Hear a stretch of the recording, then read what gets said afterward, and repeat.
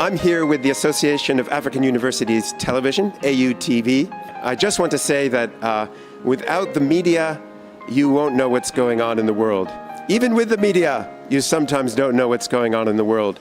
So you need to tune in to the reliable sources who are really on the front lines, who can give you the information you need and give you facts, not conjecture, give you real news, not fake news. And this is the place to find it, AUTV. The voice of higher education in Africa.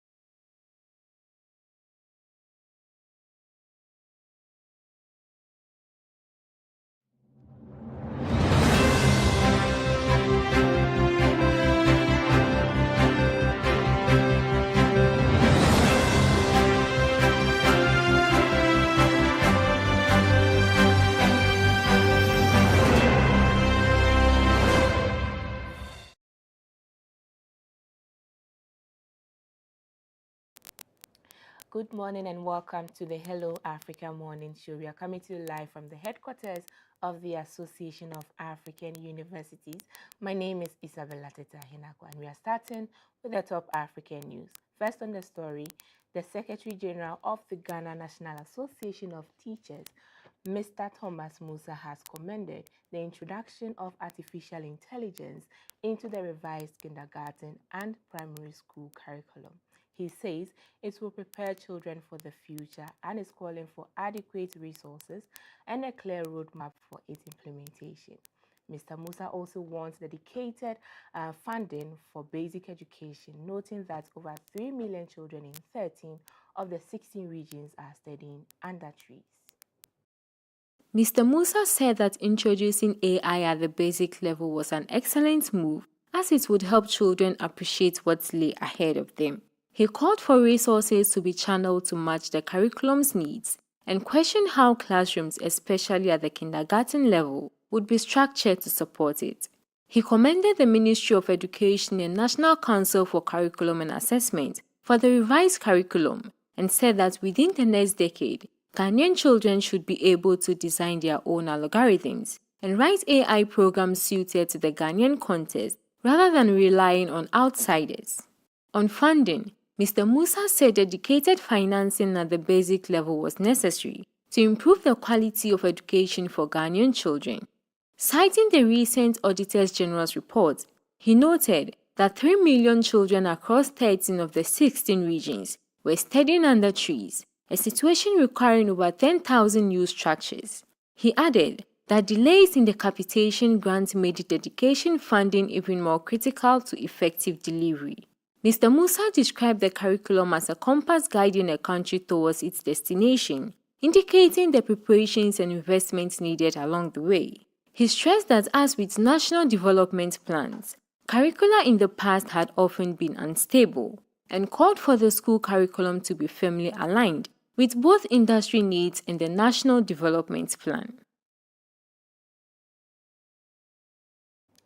And the Ghana Cocoa Board will begin awarding scholarship to 3,000 boards of cocoa farmers from the next academic season as part of a broader welfare overhaul for the industry.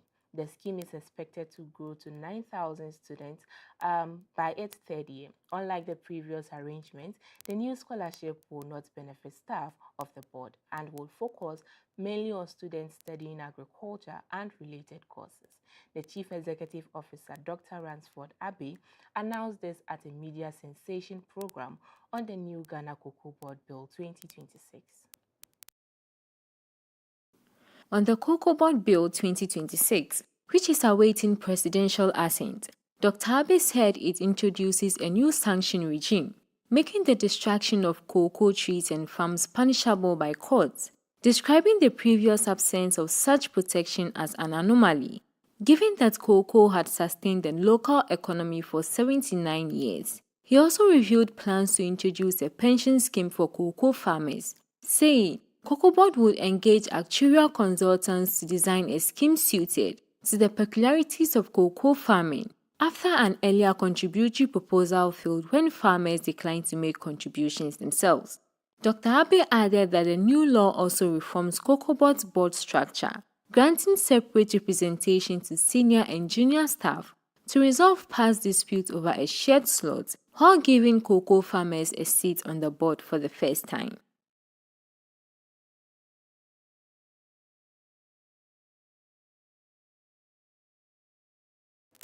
Moving on, a professor of nutrition, Francis Bruno Zuto, has called for comprehensive food and nutrition policies to address Ghana's burden of malnutrition.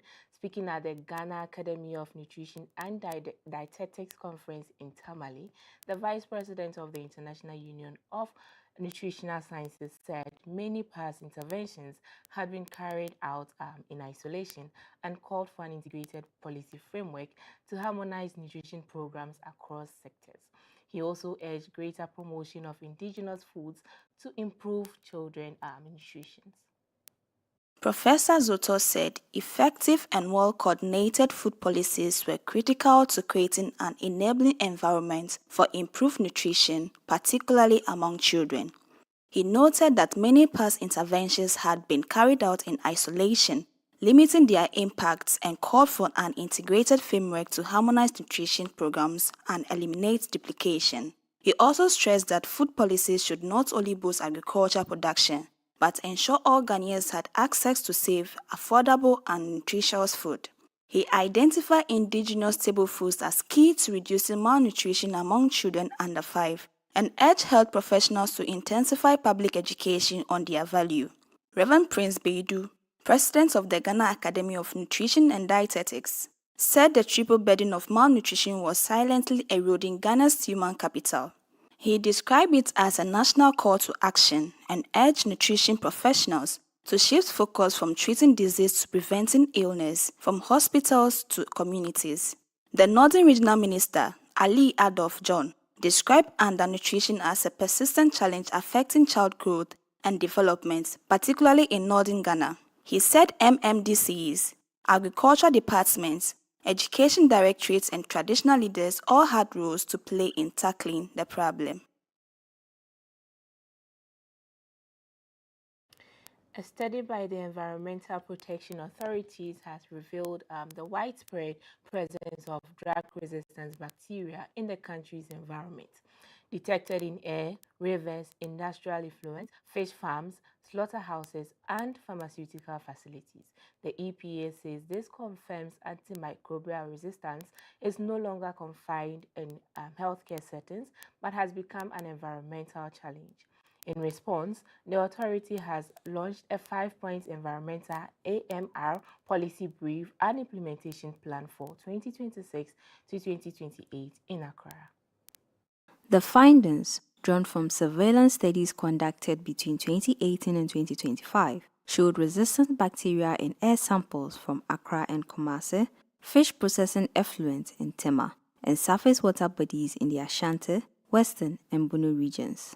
The new strategy focused on raising awareness, strengthening surveillance, improving sanitation and wastewater management, optimizing antimicrobial use in agriculture and industry, and building an economic case for investment. In a speech read on her behalf, the Chief Executive Officer of the EPA, Professor Nanama Brown-Kluche, said antimicrobial resistance was no longer a distant threat, but a present crisis undermining progress in medicine and public health. She attributed this to the misuse of antimicrobials and environmental contamination from pharmaceutical waste and agricultural runoff, and called for coordinated action across the human health, animal health, and environmental sectors under the One Health approach.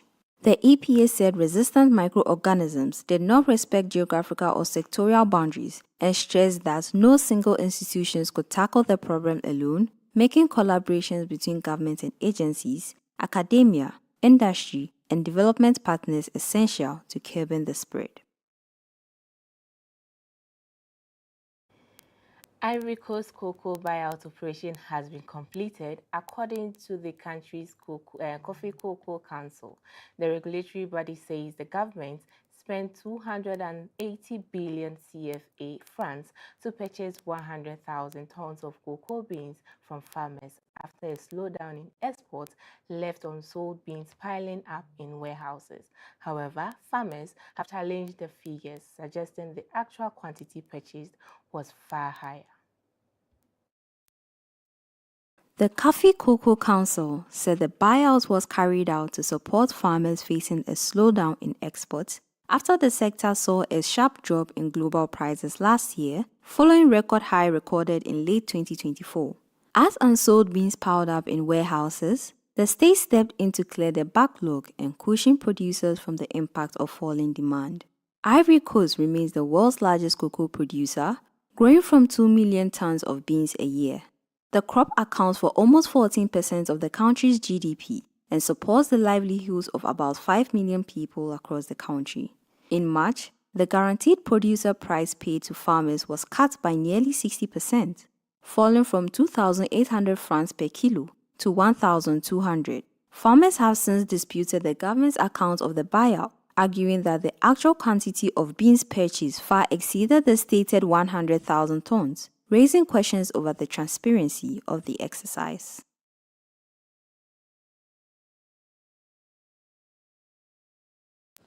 And that is all for the top African news. We'll go for a quick break and we come back. We shall continue. Please stay tuned. Explore a whole new world of exciting visuals with AAU TV. Get ready for a mix of interesting talk shows, interviews, discovery documentaries, and news on AAU TV. It's not just about watching TV, it's about experiencing something special. AAU TV reaches over 25 countries in Africa, bringing you a blend of knowledge and fun. Learn about different cultures as you enjoy the shows. If you have events or want to showcase your business, we've got you covered. Watch AAU TV free-to-air channel on satellite. Connect with us on Facebook, Instagram, and X, formerly known as Twitter, at AAU TV.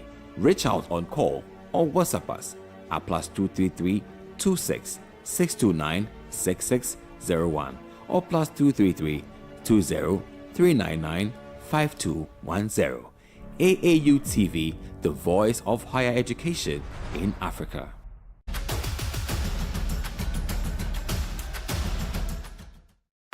In higher education, visibility is influence, and influence begins with strategic communication.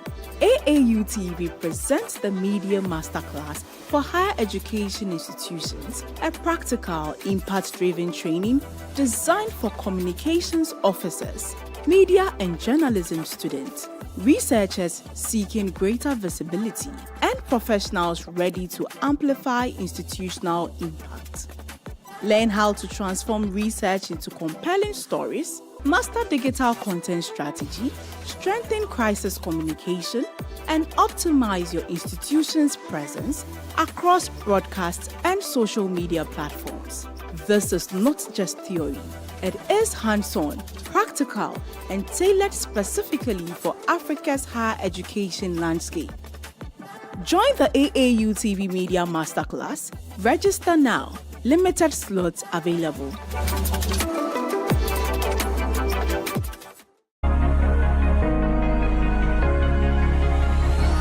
Hello, Africa. Keep watching AAU TV, the voice of higher education in Africa.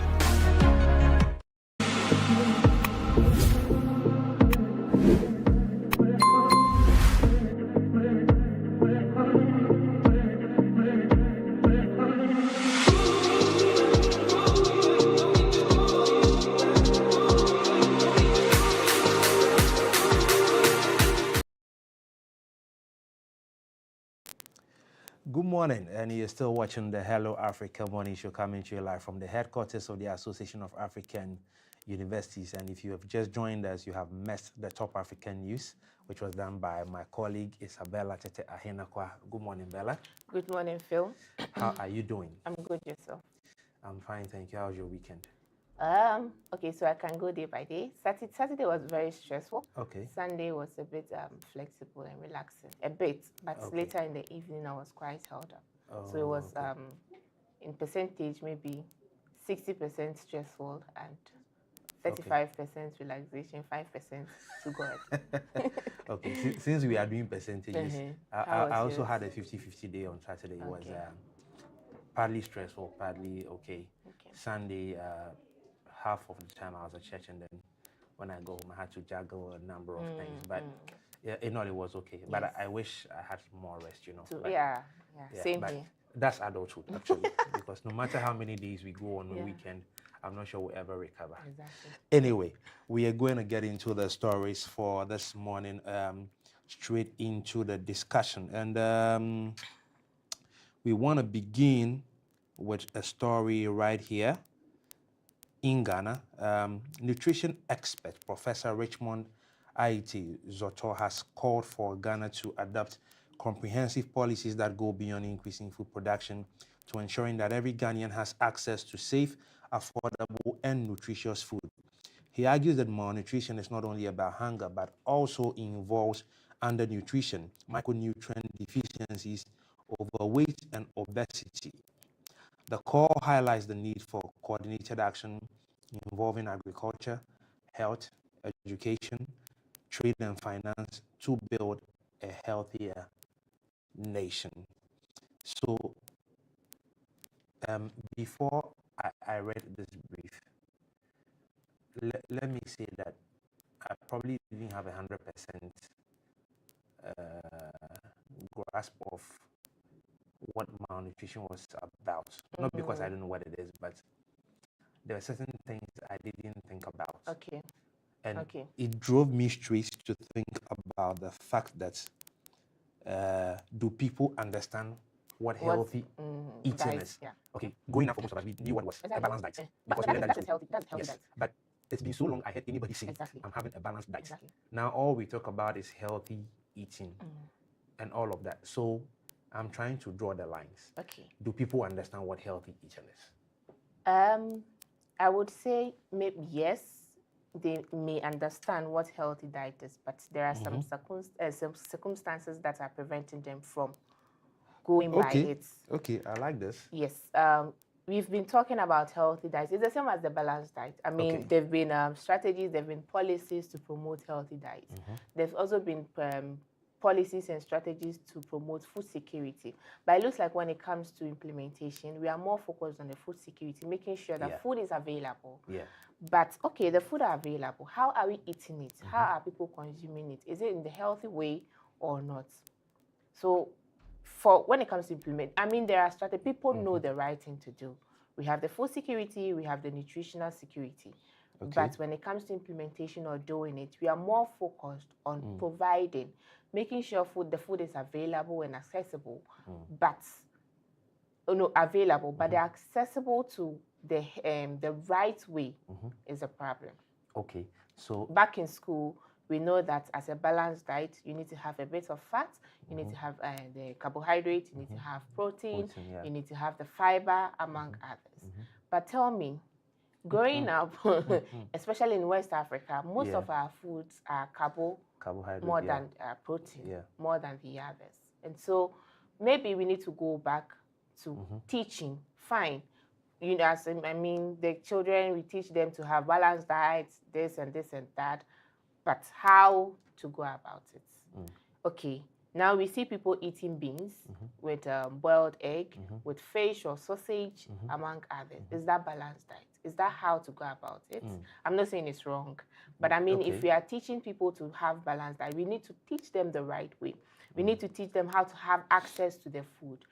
There are a lot, like I said, there are a lot of circumstances that are prevented. I know we will talk more into this, but the question you ask, whether people know about healthy diet, yes, I know. We know, we all know. Are you trying to tell me that if you're going for this carbonated drink, you know very well that this is what it contains, so you need to at least limit it, you know? Okay, so... But at that time, that is what you need.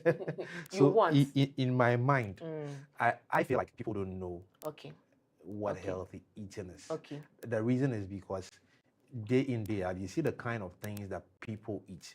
you just give an example of people eating beans, and then they have eggs, and they probably have sausages and any other kind of protein in addition. The truth is, as I said, I can't tell you if it is bad or not, but we know already beans has enough protein. Exactly. So if you want to add anything more to it, I'm not sure what exactly it is. But for health reasons, it is one of the reasons I know that beans, red oil or palm oil, gari and plantain is a good meal. Set, yeah, because the gari has carbo, yes.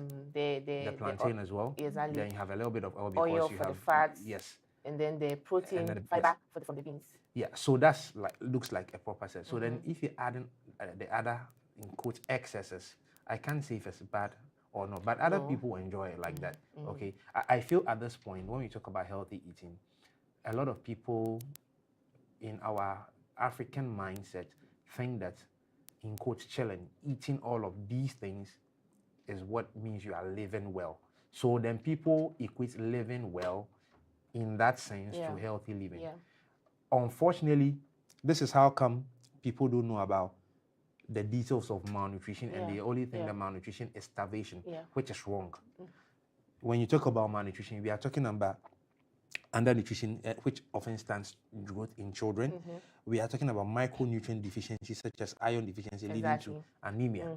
Okay, you are talking about overweight and obesity caused by unhealthy diet. But people think that when locally in Africa, when you're going big, it means you have no food. No, then you're living well. You're chilling. But malnutrition is about not having food. Exactly. So that's the mindset. So I think that first of all, we have the platform to demystify these kinds of things and make people understand that starvation or malnutrition is not just about starvation. It's highly dependent on what kind of nutrition you are taking in, and as to if you need this kind of nutrition or not, because every individual have their own body metabolisms, how they work, and it also means that people can react to things. That's how come people have allergies. Yes. All of these things I can largely say comes under nutrition. So people have to learn to come to the terms of the fact that malnutrition is not related to hunger or starvation. For me, that's the most important thing, because in Africa, we often would tag malnutrition as starvation, which is wrong. And I feel like people should know about it. You also did mention about the fact that there's a lot of food availability, but are these the right foods? How are we eating them? Would you say that you are going to eat these kinds of things because they are available? For example, I know people who, let me just make this example, and this is not to shade anybody. For example, there are people who, in fact, yesterday my pastor made an example about this at church, and he said that there are people who can eat any kind of meal in a day, breakfast, supper, and lunch, but if they don't have probably fufu in the day, for them, they have not eaten. If they don't have maybe akpala in the day, they have not eaten. So they'll eat everything other thing, but there's a certain favorite they must eat every day. Okay, so some of these things I think about and I'm thinking, is it even necessary? Is it because of the taste buds in your mouth, or what is this about? Like, so whether it is healthy or not, people just want to have that fulfillment. That's where my concern is at the moment. Well, I don't think it is wrong if you have maybe a favorite and you'd want to go in for that in a day. I mean, if you consuming that and shows that you've eaten, you can still do it, but in the right way. Like you said, if fufu is your favorite, you know that fufu contains this and this and that, right? How do you make it nutritional? How do you make it in a way that is very nutritional? You have all the nutrients in it. You have the vitamins. You have the calcium. You have I think everything in it that will help the body. So if you have a favorite, I don't think it is bad. However, like you said, foods are available, but there are instances that are preventing people to go for the right diet. One is price. Like you said, that's a key thing when it comes to healthy eating. Like you said, when we say that somebody is eating healthy diet, we already assume the person is rich or the person has money because they are expensive. Imagine we are saying that, okay, as you are eating, you need fruits by your side, you need maybe another supplement by your side, or another food by your side. You need calcium from this, maybe bones or from a bony. You know, all these are expensive. So to bring them together before you finish your food, you've spent more than you can afford, maybe. But imagine someone like me or someone who do not have money. You go to the market, at least you can buy a lot of carbohydrate because you want to fill your stomach. You can buy a lot of carbohydrates and then just a little bit of protein, and you come and consume, which leads to malnutrition. So that is something I have witnessed in most African countries. We mostly consume carbohydrates more than protein, more than fiber, unless you are sick. Not just Africa. Okay. Yeah, I've been to other countries, East, and mostly they eat fiber or they eat protein. Even in Ghana here, when you go to the northern parts, they eat more of the leaves, more of protein, more of, than the carbohydrates. But in some parts of the country, we consume more, and it's something I have noticed. Actually, recently I'm going on diet, and I just realized that, okay, we eat a lot of carbohydrates more than the other source of nutrients, and that is also leading to malnutrition. And why? Because they are pricey. Look at the price of vegetables now. They are saying you eat a lot of vegetables, but you go to the market and they are very, very expensive. And another problem is our guests are not, our farmers are not doing the right thing because they want more yields. They go in. They are doing all sort of things. Yeah, toxic drugs or toxic medicines into just because they want more yields. And we are saying we should eat vegetables, we should eat fruits. How many people in the Ghanaian settings will eat after eating fufu will say, I'm taking banana to eat. Yeah. I'm taking orange to eat. They don't see the essence in it. But if it were too cheap or it's something that is very affordable, of course we may add it to our routine. And again, culture. Culture also plays a role in it. You may go to a house and for them all they eat is carbo, starch. That's all they eat, nothing else. And that is whether the child has gone to school or not, whether you educate them or not, that is all they want to eat or consume in a day. So yes, I mean, people may have knowledge about it, but if they are asking for integration and they are asking for policies, maybe they need to go down deep and see where are the root causes. If it's about curriculum changing, how do we educate the children to know that, okay, if you are talking about nutritional diet, this is how we are saying it. If you need a number of protein, you need this number of fiber, you need this number of carbohydrates, you need this number of calcium or whatever it is, or fats in your food. And this brings us to the importance of nutritional lists on most of these produced. Sometimes I ask myself, how real is this? Is it just they are pasting it on there, or it is the actual? Because it is very important to read the nutritional list or the fact on every produced food before you consume. Because it tells you, the number of fats you are eating in the food, or carbohydrates in the food, or protein in the food. I actually have a concern about that, because I've heard individuals say that some of these information is false, what is put on processed foods especially, because sometimes you go to the supermarket or wherever to get probably a drink, and then you say you want orange juice or you want apple juice or whatever.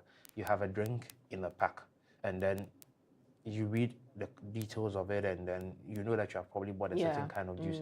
But the truth is that this is not the original juice. These are sweetness and flavors. So that's not the original thing that you are consuming. But when you consume it, you can feel the taste of whatever you wanted to taste or drink. So it's become an issue of concern. Some of these packages also have the label that says natural sugars or no sugar or something of the sort.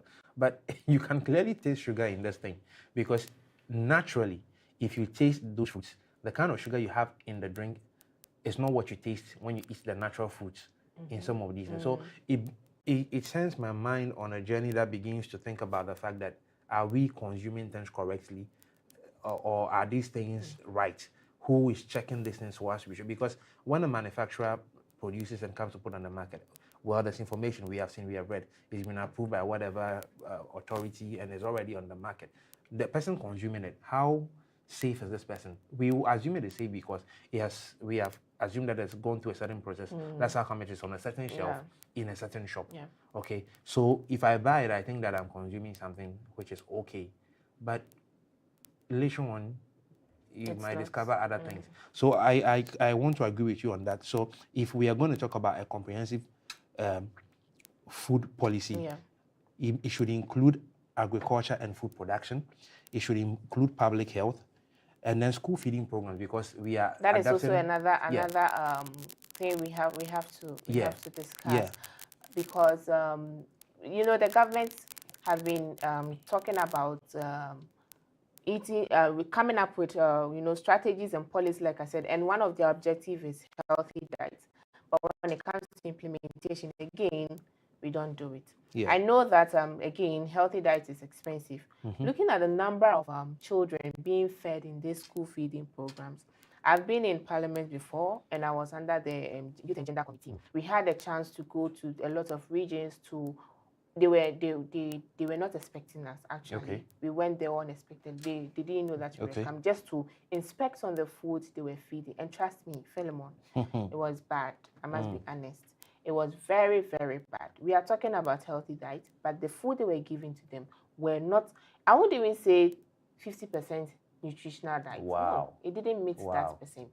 Wow. And it was very bad. So I think now the Ghana ministry is bringing up another reforms to I think just last month they launched another reforms to to change the school feeding program to ensure that there's accountability, to ensure that there is this healthy diet in it, to ensure that if something goes wrong, who are they holding responsible? And the monitoring, of course, monitoring should be regular to ensure that they are doing the right thing. So for the school feeding program, I'm very happy that the minister is doing this, ensuring that at least children are being fed in a very healthy way. If we are saying that if we want to preach the gospel, we need to also act it. So it should start from them, from the government, from the farmers, from the producers, from the manufacturers. It should start from them before it gets to the market. And that is when we are educating people, of course, we know that food is available, but the right way. And it's very accessible, and it's not pricey, it's not expensive. And even the government is implementing it, teaching the children in school. Absolutely. On that note, we'll just jump into the next story, and we're still talking about stuff in Ghana. The General Secretary of the Ghana National Association of Teachers, NAT, Thomas Musa, has welcomed the introduction of artificial intelligence to revised kindergarten and primary school curriculum, describing it as a bold step that will children for the future. However, he stressed that the sources of the policy would depend on adequate investment infrastructure, teacher training, digital resources, and a clear implementation roadmap. So this is our second story in Ghana. We are talking about AI in basic schools in Ghana. Stay tuned. We'll go for a quick break. When we come back, we'll go deeper into this conversation. We'll be right back. Ever wondered what drives ordinary people to do extraordinary things? Every week, a new story unfolds. But these aren't just stories. They are the journeys of courage, resilience, and vision. On Impact Stories, we open the door to remarkable personalities and everyday heroes. Experience the passion behind their purpose.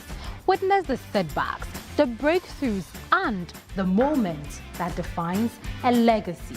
Journey with us on AAU TV every Saturday at 4 p.m. as we celebrate those who are making an impact.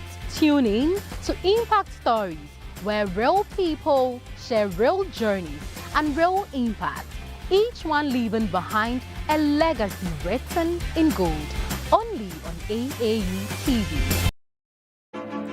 Explore a whole new world of exciting visuals with AAU TV. Get ready for a mix of interesting talk shows, interviews, discovery documentaries, and news on AAU TV. It's not just about watching TV, it's about experiencing something special. AAU TV reaches over 25 countries in Africa, bringing you a blend of knowledge and fun. Learn about different cultures as you enjoy the shows. If you have events or want to showcase your business, we've got you covered. Watch AAU TV free-to-air channel on satellite. Connect with us on Facebook, Instagram, and X, formerly known as Twitter, at AAU TV. Reach out on call or WhatsApp us at +233 26 629 6601 or +233 20 399 5210. AAU TV, the voice of higher education in Africa. For 60 years, the Association of African Universities, AAU, has championed collaboration, innovation, and excellence in higher education across Africa. For 6 decades, universities across the continent have worked together to advance knowledge, develop human capital, and drive Africa's transformation. Now, as the AAU celebrates its Diamond Jubilee, the continent's higher education community is preparing for a landmark gathering. From 20th to 23rd July 2027, Nairobi Safari Park Hotel, Kenya will host the 24th Conference of Rectors, Vice Chancellors, and Presidents of African Universities, COREVIP 2027, to commemorate AAU's 60th anniversary celebration. Co-hosted by KCA University, this special edition of COREVIP will bring together university leaders from across Africa, government policymakers, global higher education partners, industry leaders, development organizations, technology innovators, research institutions, youth and student representatives, and other higher education stakeholders. Convened under the theme Universities for Africa's Future, repositioning African universities for resilience, relevance, and global impact, the conference narrative connects leadership, investment, innovation, skills, AI, partnerships, and policy.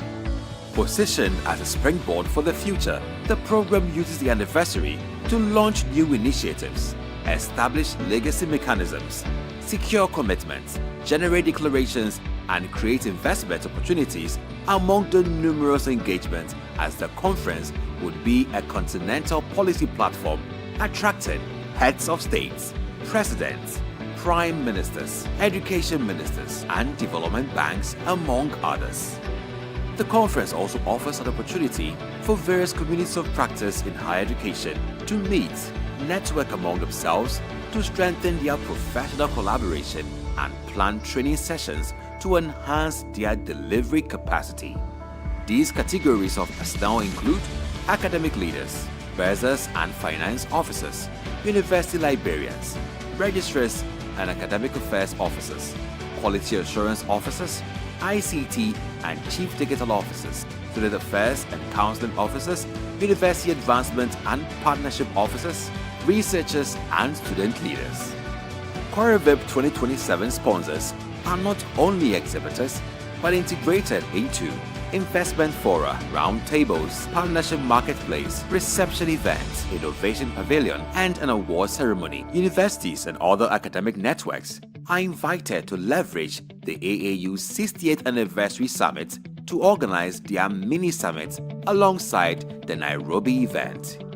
Be part of this historic Diamond Jubilee celebration. Register today and join us in Nairobi, Kenya from 20th to 23rd July 2027.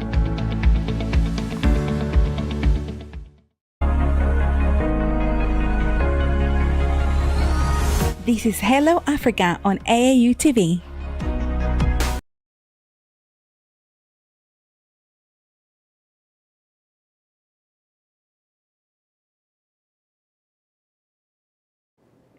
Welcome back from that break, and you're still watching the Hello Africa Morning Show, coming to you live from the headquarters of the Association of African Universities. And we're just going into details of the second story on the review segment, where we're discussing AI in basic schools in Ghana. So in this story, first of all, my comment is as simple as this. This is long overdue. To have AI integrated into our academic curricula from kindergarten. I mean, kids in Asia are already doing this. True. Doing stuff, manufacturing stuff. Like, experimenting with all of these True. things. Yet, when there's international opportunities, we want our Ghanaian kids or kids from Africa who have not been exposed to these kinds of things to go and compete with these people and still make it. No, but they are doing it. They are doing very Now well. they are. Yeah. But before, it was not the case. Yeah. So, is the reason I'm saying that this is long overdue. I'm glad that this conversation is coming up almost every now and then, at least for the past 3 to 4 years. It has always come up every year. I am glad, but at the same time, I am laughing. want to Not hear about because the laugh. I am happy, but it's I'm being sarcastic here. I know, So right? you know when AI came, right? We had a lot of people against it, especially teachers. True. When university students uses AI to learn and also to write exams or to learn basically, they were against it.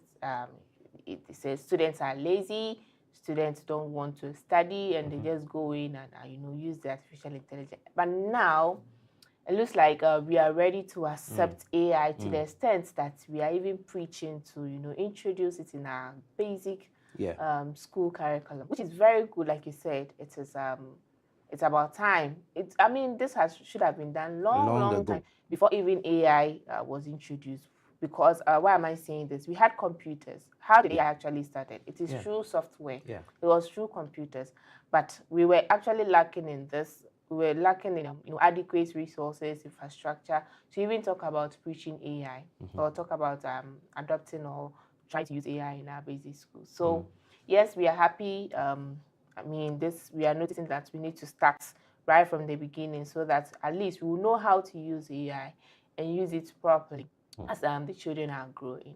So yes, I'm happy, but at the same time I'm laughing because something that came that we were against it. Yeah. Now we want to accept it and even start from the beginning to inject it in their system before they grow to become future careers or whatever. I completely understand where your your issues are coming from, so I can clearly agree with you. So to go into the details of it properly, one of the things that is key is that are the resources available to be able to do these things from when we have our kids in school?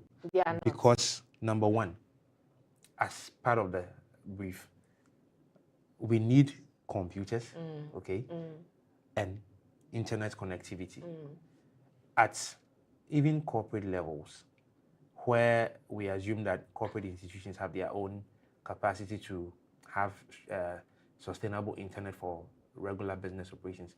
Even sometimes those ones fail. Yeah. So if we are talking about computers and internet connectivity, we need consistent internet connectivity and a strong one at that. Do we have the capacity? That's the question. Number one, AI compatible teaching and learning materials. Have we got access to these kinds of materials? Are our teachers ready to learn these things to teach the young ones? Because the kids can't teach themselves. So you need teachers who should be able to assimilate these things, absorb it, and teach our young ones. Reliable electricity. At least Ghana is better than some countries in Africa. No mentioning of things. But we still struggle with erratic power problems in this day and age. Sometimes when these things happen for a day or two, people do not have lights at home. You have basic things going bad in your fridge just because there's no constant power available. If we are going to be doing this for our kids in school, our kids going to show up one day in school and we say that, okay, today lights are out, so we can't have whatever we need to do in this session. Time is lost. We will not get it back again. Continuous teacher training. It means also that the teachers who are going to be teaching at some point may have to be flown out of the country, or maybe whoever has to be doing the imparting of the knowledge will have to bring them into our country to do these things. Are we ready for that? And the most important thing for me is a clear implementation strategy. We've always had ideas. I'm a big fan of sustainability. Anything that has no strategy to sustain for a longer period. it won't work. Yeah. We'll have all the meetings, we'll go to all the conferences, we'll do all the per diems after the meetings, and then it will come to zero. These are my key problems. Yeah. Well, so when you asked whether we have the resources available to actually implement this, I said no. Yeah. And it's true, because even this story, we read it during the Top African News. Yeah, and even the boss mentioned that children are still studying under trees. Yeah. That alone is not solved. And Yeah. now we want to move into AI. Where are they going to? Do they even have the system, the computer, to talk about internet, to talk about electricity, So, to talk about let me ask you a question the teachers. before you continue. I don't know if you saw some time ago, it was all over on social media, where a teacher in a certain school in a village, because they do not have computers, had to draw a computer screen on a board. And to be fair, I was impressed, because all those things you see on a computer screen, this man put it on a board for the kids to see. I think it was trying to show them what the system unit is, what comes together to and create even beyond system unit, just when you open what appears on the screen, the X close button, all of those things, everything. So your menu bar, your everything you see. For example, when you open a web page, he drew it on a board. It's just true. At least the teacher is trying without resources available. He's also, putting in more commitment to ensure that the children are knowledgeable about all these equipment and all that. But again, okay, so let's say you drew on the board, you taught them this and this and that. Children go, and that's it. These days, it has to be practical. Exactly. They need to have access to the equipment to practice on. So when I saw that thing, the first thing that came into my mind is, it's impressive. It's impressive. That's okay. But that screen you have put on the board, I saw the X sign which shows when the close thing. Practically, when you click on it, that page closes. Exactly. How are you going to show the kids that when you click this page disappears? You get it? Because it's there. It is on the board. It is static. Maybe you tap on the close and clean. It has disappeared. Then you draw it again. And come and draw it again. Yeah. But I mean, we need to. So although AI, right, is currently the trend. It's something we are working. Even workers use it. Almost everybody is using it. Yeah. And we want to, meet.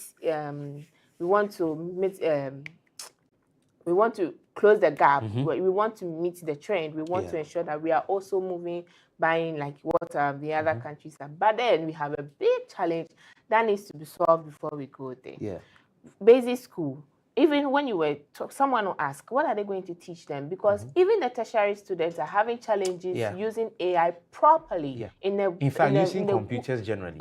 Yeah. So how are you going to teach them? Are you going to teach them coding? Are you going to teach them software? I don't know. How are you going to basic school? Here we're talking about basic school. Who don't even know a lot about computer to talk about AI. So maybe we can do it gradually. We have the challenge that have not been met yet. Provide the computers. First off, move, and even we need to look about equality. Is this going to be done in the urban area or everywhere?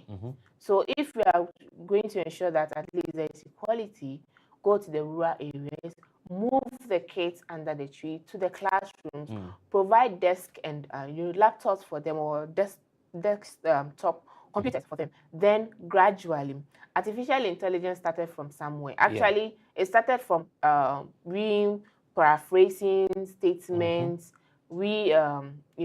identifying grammar errors before now you can before now you can move into put in your prompts, and then it will go and search in the system and then give you the answer. We can start gradually from the basic schools. We are teaching, when you go to the basic schools, we teach them alphabets, we teach them 1 + 1. We can do it, we can use the AI to start with us. Okay, so they input the prompt in a very problem-solving way, like basic. It can be games. At least here you are teaching, you are introducing them little by little by little. Then as they are going, then it goes into decoding. I don't know how they are going to integrate AI into basic schools, but already tertiary are having problem with it. We don't even know how to properly use AI. So you, that's where you the go to proper a tertiary strategic school and then implementation plan a is student necessary. will put in the prompts and copy exactly Exactly, what copy it's and paste. plagiarism. Yeah. Copy exactly what AI has Yeah, said and copy and put. paste. We No need to edits. even teach how to use it properly. Yeah. Ethics here, data security, Yeah. and all this needs to come to play. Yeah. Like you said, and the teachers too. Are they really ready? Are they really equipped and skilled to teach? That's actually this one AI? of the biggest challenges in this implementation strategy if we are going to go for it. Because if a teacher is not AI literate, you see, it's one thing to be computer literate and AI literate. I think that people often don't see the difference between the two. There are a lot of people who are computer literate and others who are not AI literate, even though they are computer literate. We need to be clear on some of these things. So that's one of the biggest challenges. So the teachers, number one, again, sustainability, funding. When we talk about these things, they are ideas, they are plans. We are struggling with basic amenities in our systems at the moment. This is not a small joke when we talk about investments for things of this nature. So where is the funding going to come from? We should have a proper source of funding to be sure that the sustainability is going to be there. And then the digital infrastructure. We haven't built enough. We are still growing. I dare say we are still crawling. Okay, so we need to put all of these things in place, and then we need to think about data privacy and policy. We are struggling with these things even at the level of the telcos currently. People are dealing with banks and they are struggling to know how come some information has leaked. It's a whole lot. So this thing, as much as it's a good thing to begin from when the kids are young, we need to think of the bigger picture and what we are investing into and what we are going into. Is it just because other people are doing it? That's why we want to do it. But of course, if you ask me, it's a good thing because the earlier, the better. But we need to think ahead so that when we have all of these things kickstarting, the safety of these kids will even be, protected, because now there's cyberbullying. There's a whole lot of things going on online, and kids are at risk. Not too long ago, I think sometime last week, there was a case with Meta in the US regarding child policy and things. So all of these things will give them exposure. So these are things we need to think about. Talking about data protection, actually during the weekend, I saw a video online. It was a conference. I should have captured the name of the conference. So the speaker was trying to, alert workers who use AI at work. He mentioned that, I'm not saying you shouldn't use AI, but when you are using it, make sure you do not add the name of your organization to it. I was like, then how are we going to use AI?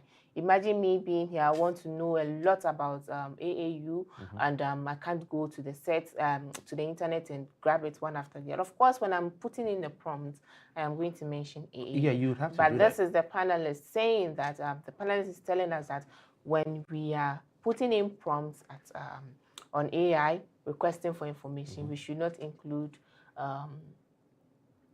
the name of our organization. I was like, how? And everybody was like, how? Why? Because he's saying that the more you are feeding information to the AI about the organization, you're mentioning it, and I'm looking for this, I'm looking for that. The next time somebody also gives that prompt, the person is going to have access to all these information because it's online, it's available. Okay. So the problem is, what I'm trying to drive at is already like the adults, we don't even know how to use AI properly. So in Africa. I agree with what you have said in a certain sense.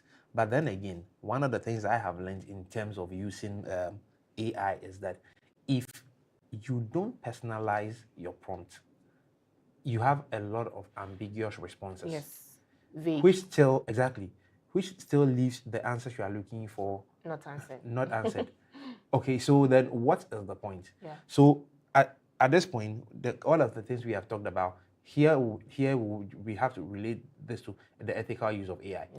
Where what must be done and what must not be done will not have to be done. Anyway, the key things we have to talk about here or note in this issue is that the revised curriculum will introduce AI at the kindergarten and primary school levels to prepare children for future careers. That's number one. Nat is also saying that investment in infrastructure and teacher training is very critical for successful implementation. Then studies also show that AI literacy is becoming an essential skill, but teacher preparedness and ethical use remain major challenges globally. So then what it means is that it's not even only in Ghana or in Africa, it's all over the world. And then research also suggests that AI delivers the greatest educational benefits when it complements teaching rather than replaces teacher. And that's a key thing. Teachers must come to that point to understand that this is not to replace them. Okay, of course. Because many people have argued this, even when it comes to jobs. And I think that when it comes to jobs, I think people have come to understand that they are better off learning that skill and applying it on their jobs rather than, so maybe teachers should just do the AI same. is just to support and not take over your work. Not take over your work, yeah, absolutely. All right, in our next story, the National Council for Curriculum and Assessment, NACA, has directed all pre-tertiary schools to stop using assessment items and mock examination papers that have not been vetted and approved by the council. The directive is aimed at ensuring that materials used to assess pupils and students are aligned with Ghana's approved curriculum and meet required standards. Schools that disregard the directive could face regulatory sanctions. Okay, so my question here from the beginning is that why would schools want to use unapproved school assessments? Okay. I don't want to say why. I don't want to say it's bad using unapproved assessments to. Maybe we need to understand the story very well. How are they doing it? I know for sure that after a period of time, you are assessed by what you are taught, right? Which goes according to the curriculum. So it's saying pre-tertiary, it means from basic to GHS and then SHS, right? So it means they have the approved assessments or examination questions to assess the students, right? If I'm a teacher, right, and we have an approved assessment framework or questions to go by the end of the term, let's say term 1, these are the questions I need to. Are you saying that I can't go beyond the standardized question or this assessment framework? As a teacher, if I see that my children or the teacher, the students are not doing that well, I gave them this assessment, they didn't pass. I can tweak the questions in a way just to assess, okay, am I teaching them well? Is it the questions that is the problem, or is how, or the curriculum, it doesn't really align? Do you get what I'm saying? Yeah. So I'm not saying, okay, they should continue using unapproved assessments or unapproved questions or unapproved mock examination. But we shouldn't make it too strict to the extent that if, let's say, I really want to impact on students, and then, okay, I know that after the end of the term, these are the questions I'm giving you, and so learn and then go and pass the exams. No, we need to make it in a creative way. I, as a teacher, I need to be able to tweak the questions in a way that to ensure that the students really understand what I'm teaching. I don't know if you really get what I'm saying. Okay, so to understand you, the point of assessments is that it is supposed to measure what schools and students have actually been taught. Exactly. And what the curriculum requires them to know. Exactly. Okay. Now, if the schools use poorly designed or inaccurate examination materials, students could be tested on content outside the approved curriculum. Poor? How do you know it is poor? So that is where How do you know it is not in alignment with the curriculum? Good. How can me, a teacher, I'll teach you the reproductive system, and then in exams I'll go and bring something away from that. Okay, so I understand the argument. I'm looking at this from the point of view where I'm not saying that there shouldn't be assessments. No. Oh, of course. There should be assessment, because if you're not assessing and evaluating things, people do just whatever they like. So yes, there should be assessments. But I'm looking at it from the point of view where I think that beyond the assessments, which allows you to, examine students on content or whatever in the approved curriculum, it gives the students the chance to learn things outside the box. Okay? Yeah. So I think that we should not be emphatically too rigid on this? We are in Okay. agreement.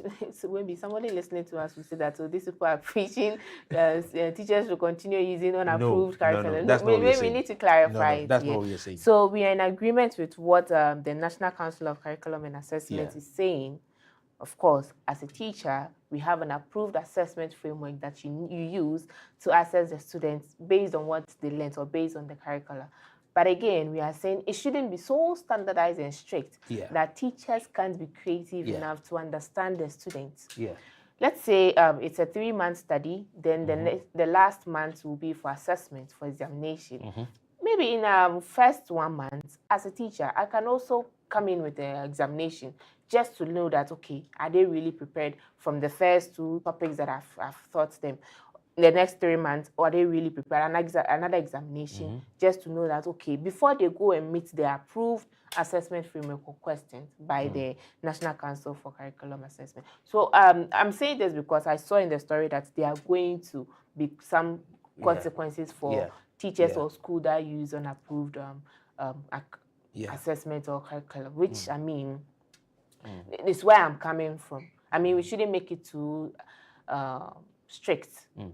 So there's a big question here in terms of the growing popularity of private mock examinations. So the question is that who should be responsible for ensuring that every examination paper given to a child is academically sound?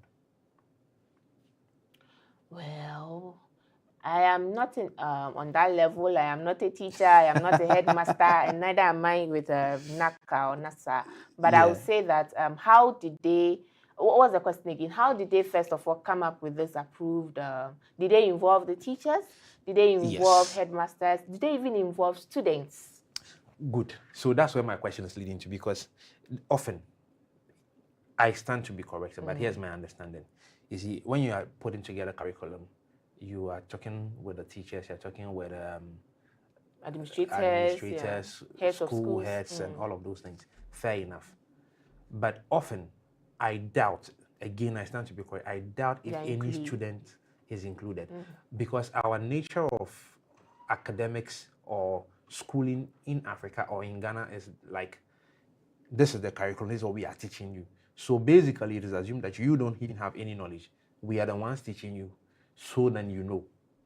Okay, so if indeed this is how it works, at what point is the child or student supposed to make an input? Let's even bring it to the university level.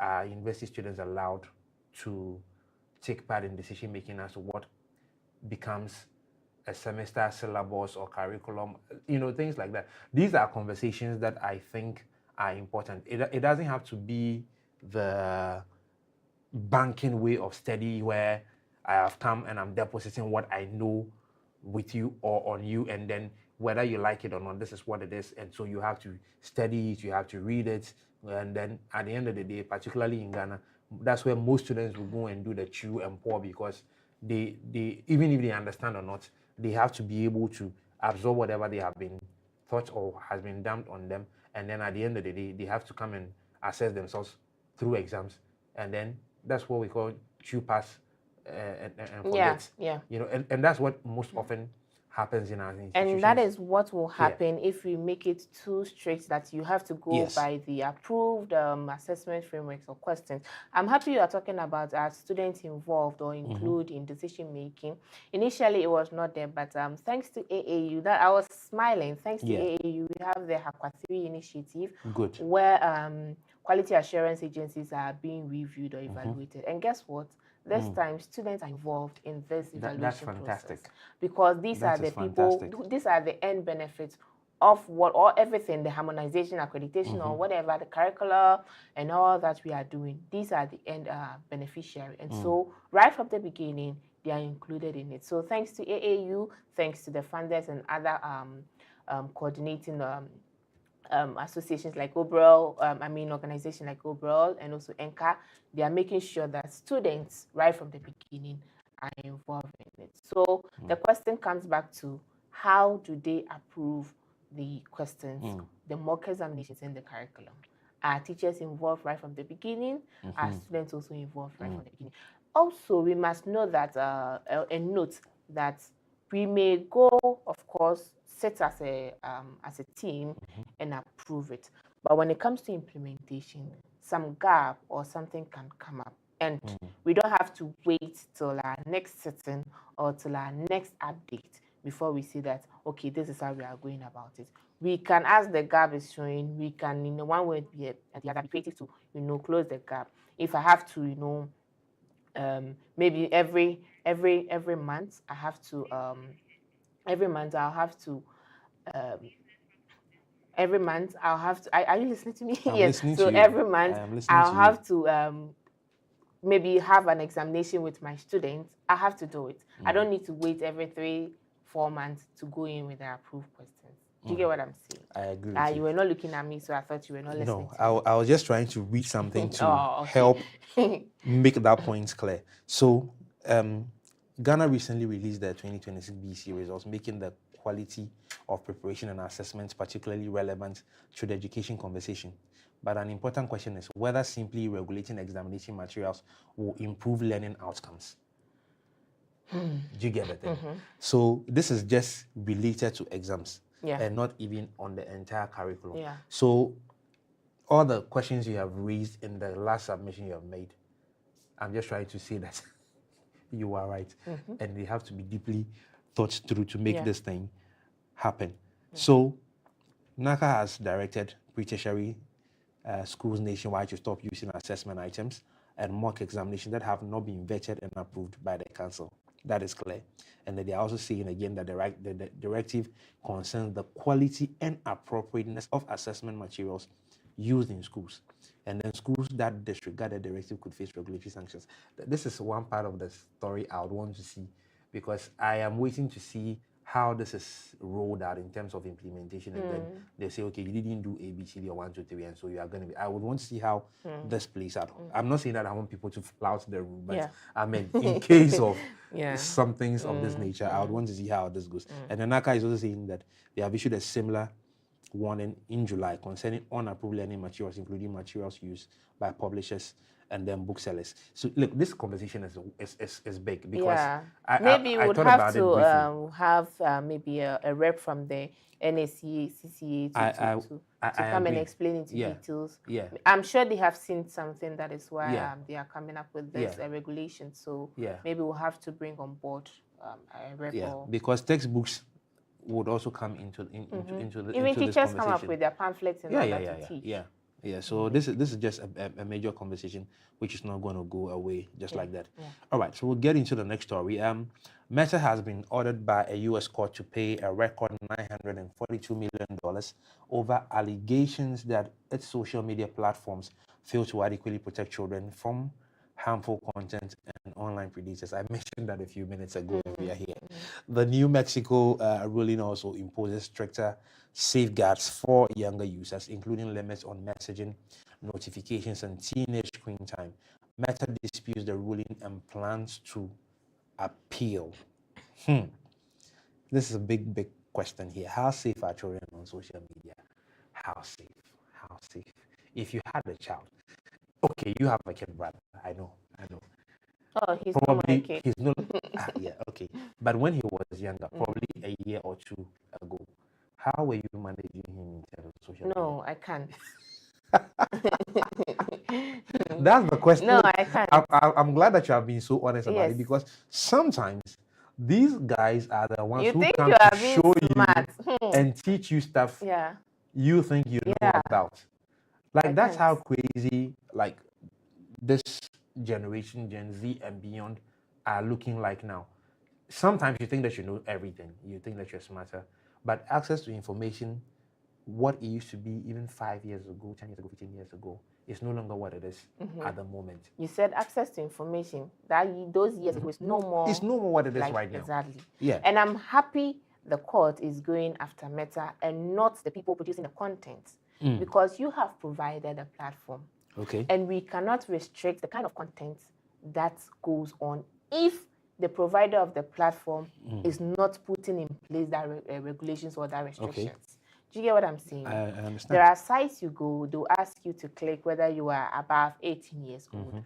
Imagine a 16-year-old holding that phone and says, yes, I am older, I mean 18 plus. They just have access to it right away, just by clicking.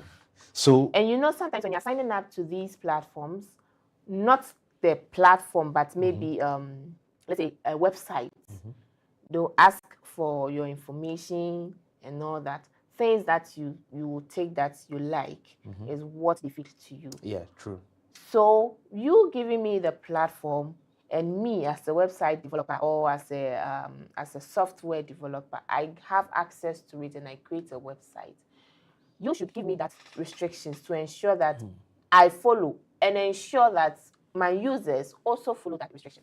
Okay, so this thing was being discussed sometime last week. I was listening to it on one of the radio stations, and one of the things I did learn was that I think YouTube has the system in place, because the question you asked is correct. For example, 16-year-old is on the internet and then doing whatever, maybe on whatever site, and there's a page that pops up and is asking if you do this if you are 18 years or older. At that point, the system is unable to detect or, you know, stop this child from accessing whatever page this is, because practically there's no way to check that. Because if I'm sitting behind a computer, you can't tell my age. You can't tell what year I was born. You can't tell if I'm lying or not. So I go on ahead to click this thing, which says 18 or whatever, but I'm not 18 years old. So that's one of the major challenges that is going on here. But I do understand that YouTube has that system.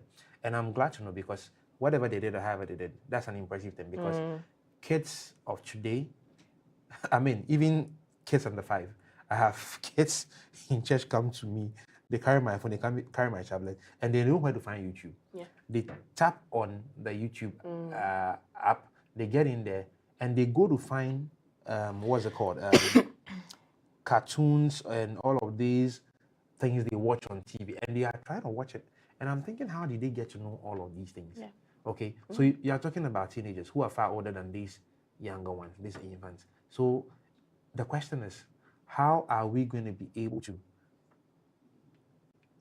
sanitize this space so that the sexually explicit contents, the online predator, the cyberbullying, all of these things will not affect these young ones? And it goes back to the platform providers, Meta. Exactly. It goes back to them. And that is why they are being sanctioned. Because you are making it available for content, these kind of contents to be online. So if right from the roots, the restriction is very strong, preventing kids to not have access, or preventing users to not post this kind of content for kids, or having strong restrictions to ensure that if you're a kid, you don't have access to these contents, then that is it. Because you can't, me as a content creator, you can't prevent me from the kind of content I have to upload on a platform. Or so no. I'm not going to answer that directly, but this thing sends my mind to, if it is solely Meta's responsibility or there is parental responsibility here. For parents, we shouldn't, I mean, yes, parents can, they play a major role in this. Yes, you have to, but you can't, honestly. These kids, they are so smart in this. You may think you are monitoring them. You may think you are on their, on their, you can't. Okay. And there are these apps that are coming up. I mean, software engineers and all these decoders are coding experts are bringing on board that you install on your kids' tablets. So it will alert you depending on the content. It will actually alert you if your kid is going beyond the kind of content they need to. And so with that, you can just block the screen. You can just restrict their access to that kind of content, which is good. But aside that, what if this kind of software is being done by Meta itself right from the root? That if you're a kid and you try accessing this kind of content published by another person, it will block. It will block. Well, that seems like a solution if you ask me. Yes, they can do it, but they, of course, business-minded people, they won't do it. They'll let another person do it, and then they'll get money from that side. But if they should add it to their strategy or to their work, it's going to block another software person bringing up this solution. So they won't do it. Well, but I'm happy they are going after them because it is telling them that there's a gap on their platform. There is a gap on their products. So I think that the conversation must be structured such that everyone knows their space or place of responsibility. Of course, I agree that Meta has a huge responsibility in making sure that whatever content that comes up on their site, kids are protected from it, because if it is not good for their consumption, they don't have to see it. But I look at the parental control thing too as a big deal, because look, you are the one responsible for your child. In any case, if your child is going to have access to gadgets, it depends on you. Of course, when they are not within your sight, it's difficult to monitor them. That is where the problem or the bigger challenge is when it comes to the parenting one. But I think that parents have the responsibility of monitoring their children's accounts. They do. So, for example, if you know that your child has a social media account, whatever, be sure that you know their accounts and look into their account. Oh yeah, really. I know that, you see, these things sound like they are difficult, but so again, this is why I believe Meta should come in. Okay, I don't know if it's. I mean, now my mind is going wild. Now you don't know who is so No, I'm clear in my mind, but I'm just thinking wildly. So here's what I'm thinking: is it possible that I'm a child? I'm 16 years old. I'm trying to set up a social media account. Social media account. Is there a way my account can be tied to you, my mother's account? I'm just thinking wildly, because these things are. I think that there are possibilities. So so if maybe you input your age and it alerts that you are under age, then you have to provide the an account ID of or whatever, like an account of your parent just to link it. Okay. You know that kind of a thing. So if I make a post as your 16-year-old son, you get see. alerts. Okay, that is me making a post. How about then the what kind about of the content I receive on my account? So on my FY. So the conversation continues. FYP.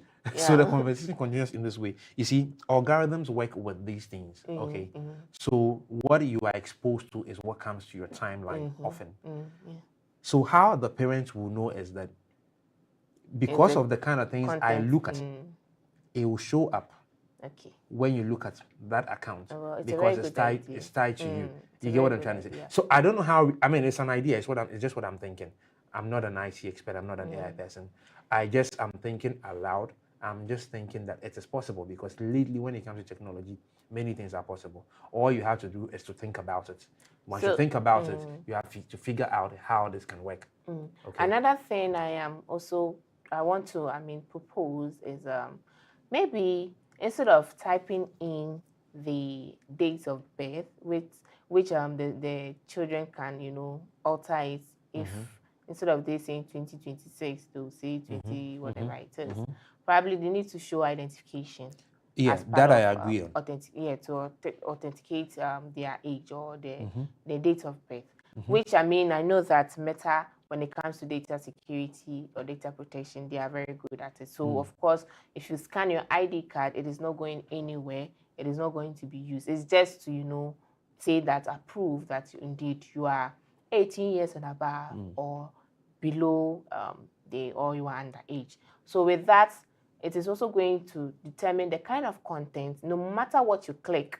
They'll ask you what are some of the content you like. It comes to music, it comes to sports, you'll be clicking all these things. So it will determine, because they know the age, it will now determine the kind of content that comes to your FYP.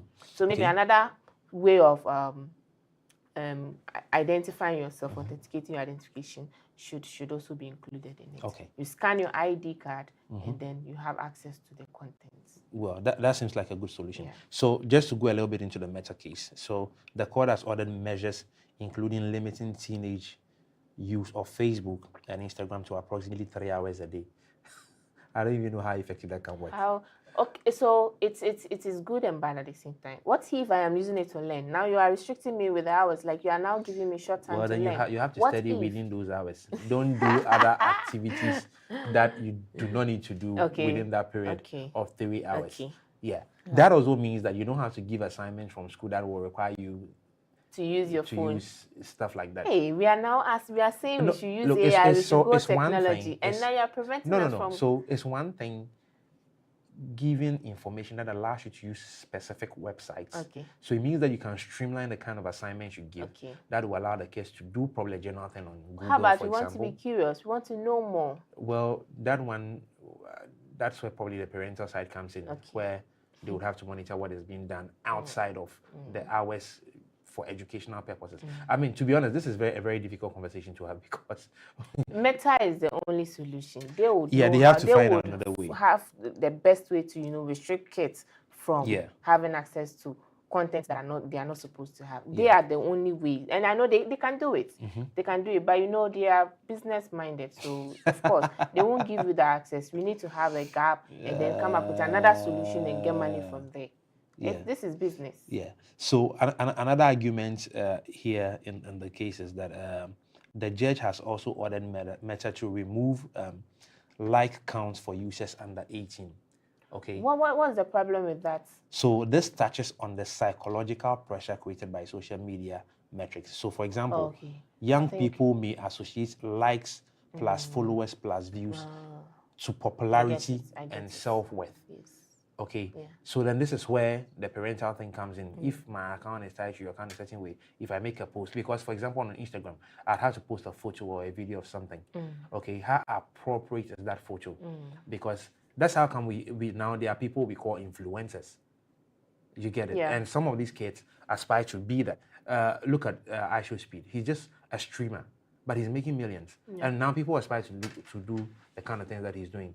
A lot of our brothers in Nigeria are doing stuff like that. They're also streaming consistently and then they are making money out of it. So imagine these kinds of things. But all of this is dependent on the kind of content. Initially, I didn't understand, but I think I do now. Because let's say today I am properly dressed. I take a picture and I post, and my likes are 10 likes. But next day I am in bikini and I post and I get 100,000 likes and comments. Of course, it means, this is what people like, and I'll be forced to, as a teenager or as a young girl, I'll be forced to be doing that. So I think I'm in agreement with that as well. Yeah. So in ending the story, a New Mexico court has ordered Meta to pay a total of $942 million, described as the company's largest financial penalty over child safety. The case is accusing Meta of exposing children to sexually explicit content and online predators. And the court also found Meta violated New Mexico's consumer protection laws, and the judge characterized Meta as a public nuisance, comparing the harm to the children with pollution from a factory. Wow. Meta disputes the ruling and intends to appeal. We'll see how that goes. And then the case comes amid broader legal and regulatory pressure on social media companies over alleged harm to children. Now, into our next story. I think there is a comment. We have a comment. Would you like to take it? Kindly go ahead, please. Okay. So we have a comment from Charles in Spinter saying, I think Ghana may be late to AI education, but better late than never. Other countries are already introducing children to AI and technology from a young age. We still have schools struggling with basic needs, of course, but that shouldn't stop us from preparing our children for the future. We must solve today's problem while preparing for tomorrow. Indeed, we agree with you. We need to solve today's problem before we focus on tomorrow's own. If we don't have school infrastructure, desk, and you want to go into AI. Hey. Anyway, thank you, Charles, from Spintest. Thank you so much. You can also bring in your comments on all the stories that have been discussed so far. Yeah. All right. So into our next story, the Ghana Tourism Authority Ex-Staff Association, GATEX, has launched a 5-year road travel safety and tourism project aimed at improving road safety and restoring confidence in road travel across Ghana. The project launched on Tuesday, August 4, 2026, at the Kwame Nkrumah Memorial Park in Accra is being implemented with the Ghana Tourism Authority, the National Road Safety Authority, and the Ministry of Tourism and Culture and Creative Arts, with a budget of $400,000 US. The initiative will use public education, multilingual campaigns, animated videos, and drama sketches to promote responsible road use and safer driving, particularly because road transport remains the main means of accessing many tourist destinations in Ghana. So the question is this: can Ghana or can road safety affect tourism? Highly. I equally agree. Yeah, I've experienced it before. Let me hear that story. Sorry, I'm not going to mention the location. No problem. But It's fine. there was a time I was traveling with a friend. We were going to this tour site and Phil, from Accra, it was at Akusumu. From Accra to the place, almost closer to the place, good road, nice. But the stretch from the main road to the top, my God. We were like, are we almost there? Well, the road was so bad. When I got there, I was so angry. The reception, they thought maybe I was having a fight with my husband or something. I was so bored and angry and so tired. I said to myself, I'm not going there again. Okay. So it may not be me. And I actually went to social media and I saw the reviews. Their road is not bad. Actually, when I saw the place, I was like, oh, I want to go. My mind didn't go to the reviews, check what people are saying, until I experienced it and I came back and I said, okay, let me see what people are saying. And that was when I saw that actually I was not the only one. The road was so bad. Before you get there, you are tired and you may not even enjoy going there. I share your sentiments. Yeah. I've had at least 2 experiences. I also want to mention the sites where I went to, but I mean, you travel and the road is not that bad. This one was in Ebri and beyond Ebri areas. They have some fine sites there. So the travel from Accra to, I think Ebri, those roads are not bad. The main roads are not bad. But getting off the main road to the places that we went to, boy, that's like, it was a whole story on its own. And I was glad that I was driving a 4-wheel that day. Otherwise, you can imagine what happened to my small car. Because like the road is that bad. But then we get to the facility and I'm looking at the facility and I'm thinking, this is great. Like what you've built is great. This is nice. And to be honest, yes, this is this person's investment or organization's investment. So they have done a good job. But the route leading to the place, at least it's about 1 kilometer or 1.5 kilometers from the main route. I'm thinking, why can't you spend just a few more? Because the resort is expensive to visit. It's practically expensive to do everything there, but it's a nice place to be at for a day's vacation or whatever, like overnight or whatever. But the point is, these things can make people not visit your tourist sites again. It's not only about the amenities and the things that you have in your space as a tourist place. We need to be able to do something about the roads. And there are various sites. I mean, I don't have data, but I can tell you without a doubt that probably about 90% of our tourist sites don't have the good road, roads leading to them. Yes, I agree with you. Yeah. So you were saying that, I mean, you go to the place and you're like, wow, this is a nice because place, the main place but is the road nice. to the place is And do you think this property or this store site owner does not want to do or maybe have a proper road to its property or to its tour site? No, they really want to. But I learned, actually, I've been asking this question. Sometimes you pass by a neighborhood and you see a very nice building and you ask yourself, the road to your place is not good. So why don't you just here and here, do something? And they'll tell you that the government do not give them the opportunity. It is not. Oh, wow. Yes, they will tell you that actually if you do it without consulting the government, you will be penalized. You will be fined. Oh, wow. Wow. Yeah. I didn't know about this. Yes. So they have to wait for the government, or they go through a proper channel. And before you finish or get the approval to do the road that will lead to, which you are helping the government, the money that will go in and the stress that will go in. So they'll tend to, wait for the government. Okay, if this is true, I'm struggling to understand It why. is true because I've not asked for once, twice. Every time I pass through by a neighborhood and I see a nice house, which, the road, this is just an individual. A road least going to that place is bad. I ask, just here and here, can't you at least put some gravels or something? They'll tell you, please, the government says it is their work and not mine. Okay, this is very difficult to understand because we know that the governments struggle for funds to complete a lot of projects. Look at the number of inner roads we have only even in Accra, or let's say one suburb in Accra, compared to other roads in Accra, not even to talk about the main roads. And an individual or a group of individuals think that, okay, maybe from our main road to our various houses, we can take care of this. And you don't want to give us the opportunity. I'm struggling to understand you get the this. opportunity, but you go through it. You should understand what I'm saying. It doesn't make sense. No, I get what you mean, because it makes sense to understand that, well, yeah, you have the opportunity. You will have the opportunity after you have fulfilled some levels of righteousness, which also sadly involves you losing money, which can equally go into the project you're trying. Then what are we trying to do to ourselves? And if you're losing money, it is still coming back to the government. Because if people are coming to these store sites, you'll be paying your taxes and all that. You'll be, making it, expanding it and all that. And money will be coming and you'll be paying tax, which goes back to the government.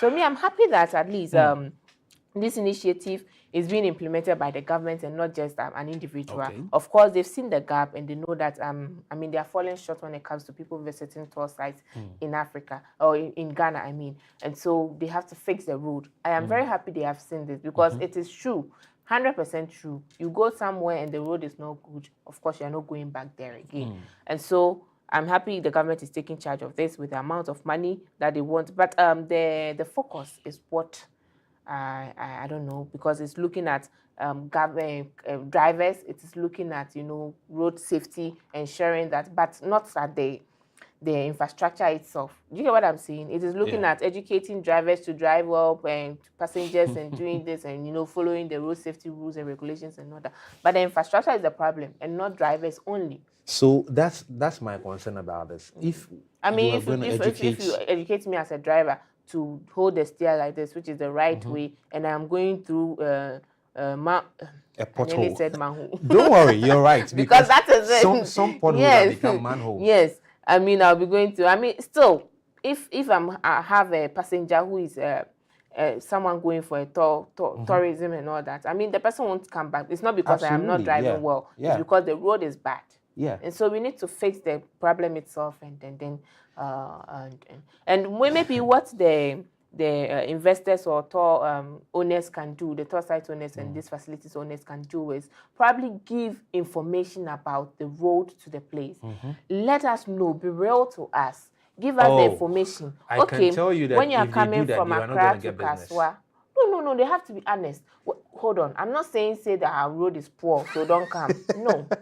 If, let's say, coming from Kaswa, from Accra to Kaswa, the road is okay, use a car. But please, when you get here, the best option is to use a motorbike. I know that, okay, this is the best way for me to go. If I like, I'll come. If I don't like, I won't come.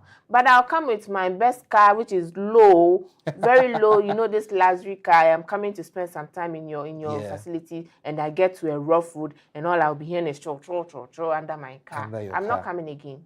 I am not coming again. So maybe the only way these business owners can do, or these facilities owners can do, is to give proper educators. Let us know the real information out there, and let us know the best option to come to your place.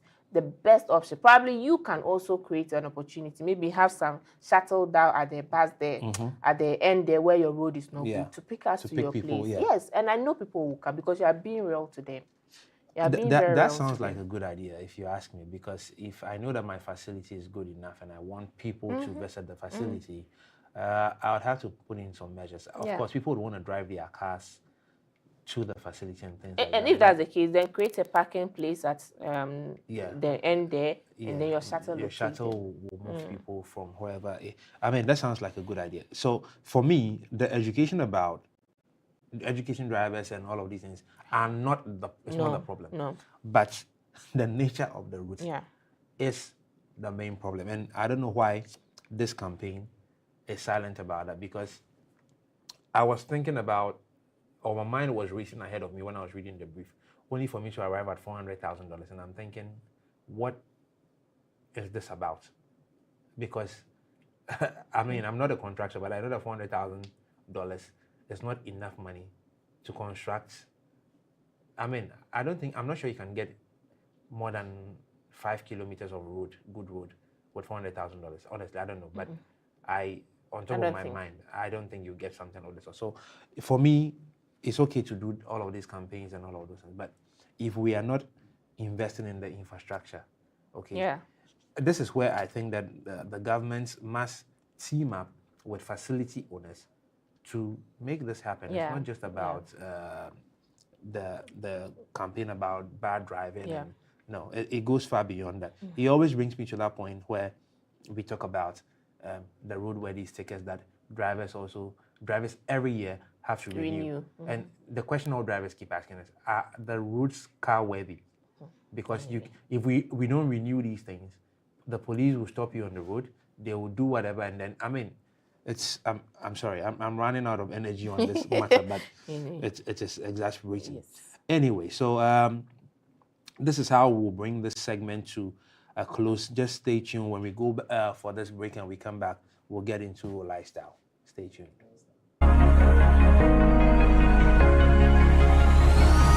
Hello, Africa. Keep watching AAU TV. Are you a dynamic young graduate and a citizen of an ECOWAS member state? Are you looking to launch your career with a premium professional experience within a regional institution? This is your opportunity. ECOWAS is officially inviting applications for its 1-year, fully paid professional immersion program. This unique initiative allows young professionals to actively contribute to regional integration strategies while developing high-level skills alongside industry experts. Application deadline is August 31st, 2026. For more information, visit the official webpage of the ECOWAS Young Graduates Professional Immersion Program. Don't miss the chance to make a meaningful impact on the region's development. Applications are now open for the 2026-2027 African Trade Chambers National Service Program. The African Trade Chamber (ATC) is inviting applications from final year students and prospective national service personnel who are passionate about Africa's trade, investment, private sector development, and economic transformation. This opportunity offers graduates the chance to gain practical experience within a continental institution working at the forefront of trade facilitation, policy dialogue, investment promotion, research and business development across Africa. Application deadline is September 4, 2026. For more information, visit the official website of the African Trade Chambers National Service Program. Applications are now open for the 2026 Africa CDC Epidemiology Track Fellowship Program. Africa CDC has developed a Continental African Epidemic Service (AES) program, a flagship training program aiming to enhance the capacity, capabilities, and partnerships of Africa's public health institutions. Its primary goal is to build capacity of mid-level professionals to control, prevent, detect, and respond to disease threats and outbreaks by employing science, policy, and data-driven interventions and programs effectively and efficiently whilst learning from best practice across the continent. Application deadline is August 26, 2026. For more information, visit the official webpage of the African CDC Epidemiology Track Fellowship Program.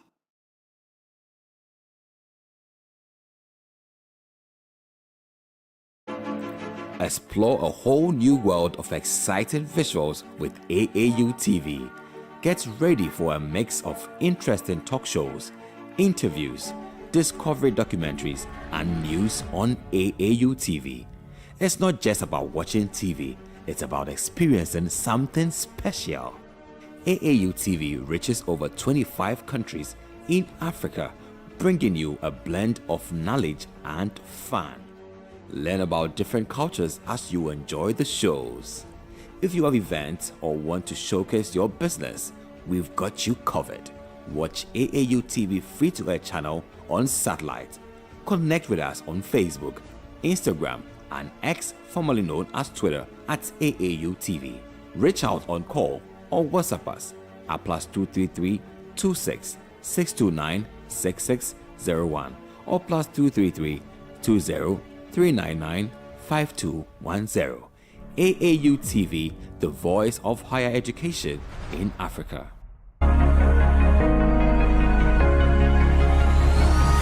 Hello, Africa. Keep watching AAU TV.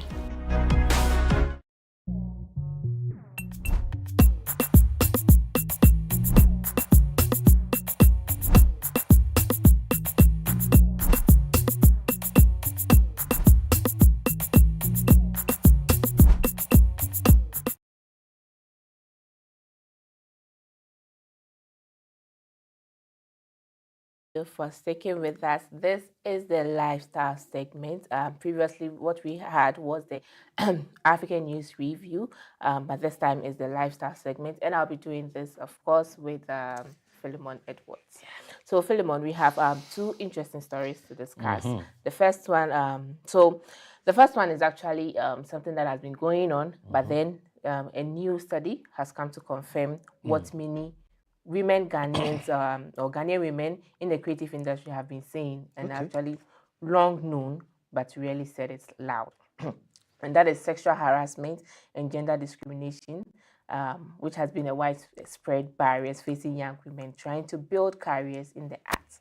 Now, the study titled Young Women and Gender-Based Inequities in Africa's Creative Sector was presented at a national dissemination event in Accra and paints a sobering picture of the obstacles women face in Ghana's creative space.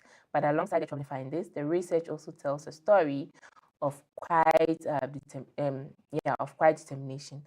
Despite the harassment, discrimination, and pressure they face, many young women are refusing to walk away from their creative ambition.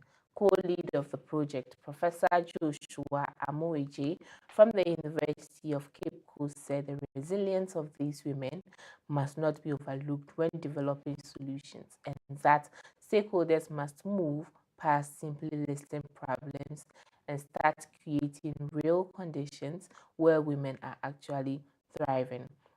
And the Ghanaian leg of the project is led by the Department of Sociology and Anthropology at UCC and supported by the International Center for Research on Women Africa, in partnership with the Mastercard Foundation. So, Phil, this is a study that has come to confirm actually what women in the creative industry have not been actually saying it out loud, but you could see that from their actions or from their reactions to when it comes to the entertainment industry and all that, how they react. But beside it, we see this resilience in them. They also want to be, not let down. They don't want to, give up, but they still thrive to, make it in the entertainment industry.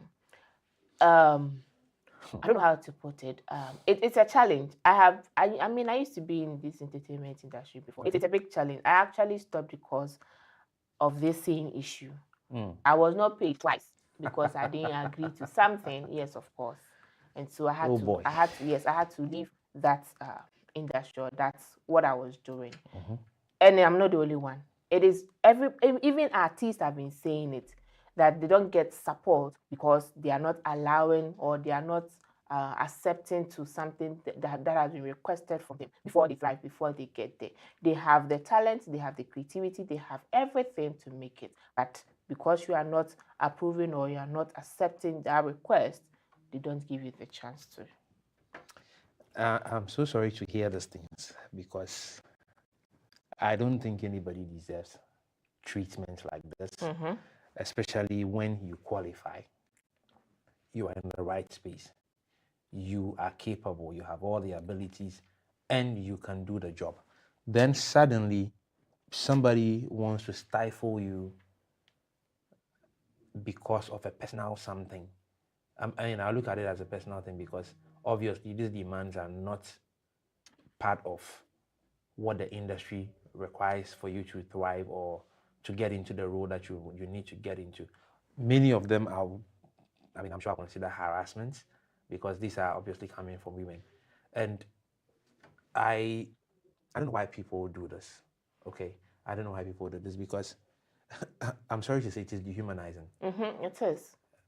To ask somebody for such favors and then deny them opportunities that can help them grow when they do not agree to the demands. And you know It shouldn't happen. And so what the project leads were expecting was, okay, so once this comes out, people will be like, oh really? Especially women will be like, oh really? Oh, is that what is happening? But actually we were not surprised, because it tells us that it actually tells the voice behind the data that it is something that has been going on. And so now they are proposing that we need to voice out, we need to if you are going through this challenge, or if you are faced with this obstacle, or somebody is requesting for something that you can't provide before you get to that level, or before you can showcase your creativity, you need to voice this out. But how long?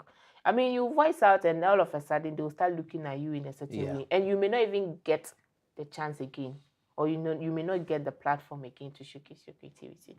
So how long are we going to say, okay, we are voicing out and something will be done towards it? Look, I want to look at this matter in this way. We have often said, there's a quote or a phrase, I don't know where it came from, and it is often said that it is a man's world. I think that sadly, this thing is what is engineering many of these kinds of situations. Okay, so somehow, some way, the industry is saturated with men at the helm of affairs, managing many of these spaces or productions. So then it begins to look like, okay, I can pick you for this role or for this thing, but I want this from you, or I want that from you, and you can have it. Clearly you qualify. You can do this. If you do not qualify, they could just go pick anybody from anywhere and say, okay, accept this role or do this.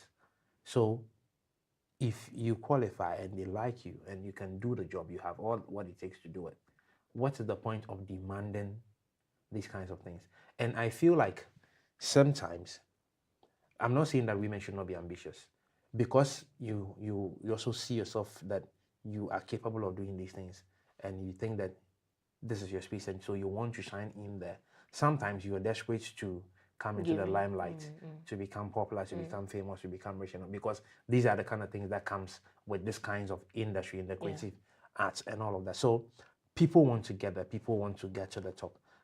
Some people sadly they give in, and then they get all of these things, but at the cost of what? And people who genuinely want to keep their sanity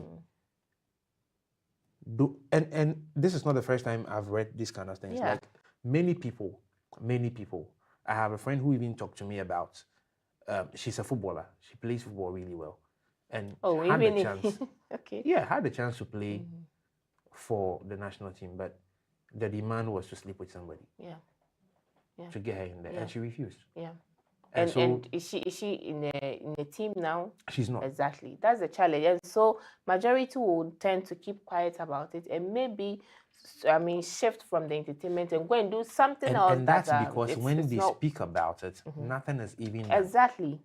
Okay. Exactly. So this is where I feel like this study is a good one, but I wish that this study will not remain a study and will not remain a conversation like we are having here. Can something be done in the system such that if these things happen, women will have a fair hearing, the culprits will be named and shamed, if possible punished, and then we move on? But it is because some of these things are privately owned, it is quite difficult to manage this kind of things. But you see, we are not, nothing is existing by itself. We don't exist in a vacuum. So definitely the creative art is under a certain ministry. It is under a certain jurisdiction. The people at the top in governments are the ones who are supposed to say that, okay, these are our rules, these are our regulations, these are the things we want. If you can't do this, you can't thrive under the creative art industry. It's as simple as that. And let's give the chance to the young women or whoever these victims are.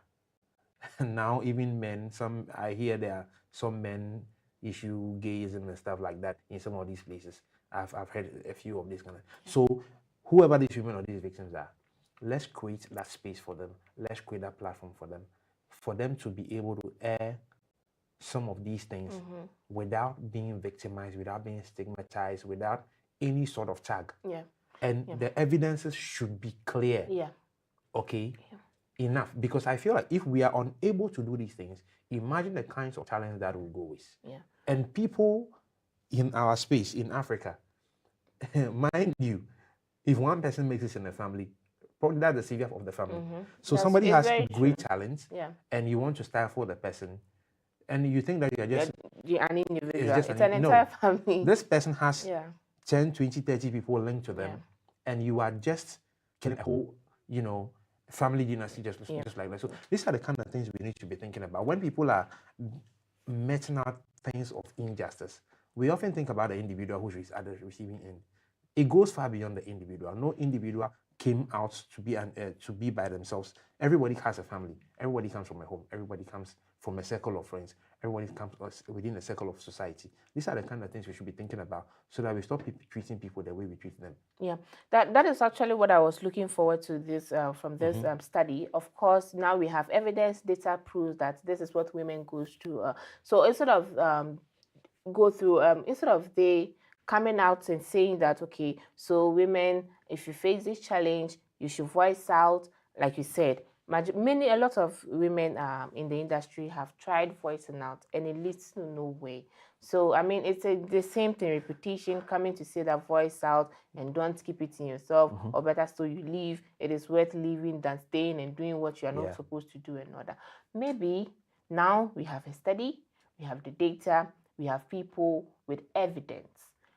Maybe funding should be, channeled to strengthening when it comes to putting this into action, ensuring that when somebody voices out, whoever the culprit is, whoever it is, you arrest the person and the person faced it. Yeah. I'm sure a lot of us are not going forward with it or are not voicing out because when it comes to courts, we may not have that financial, the resources to be going up and down and all that. And maybe it will end up because I may not have the money, it becomes a foolish case. It becomes a foolish case. Yeah. So maybe funding should be channeled to strengthening these legal processes.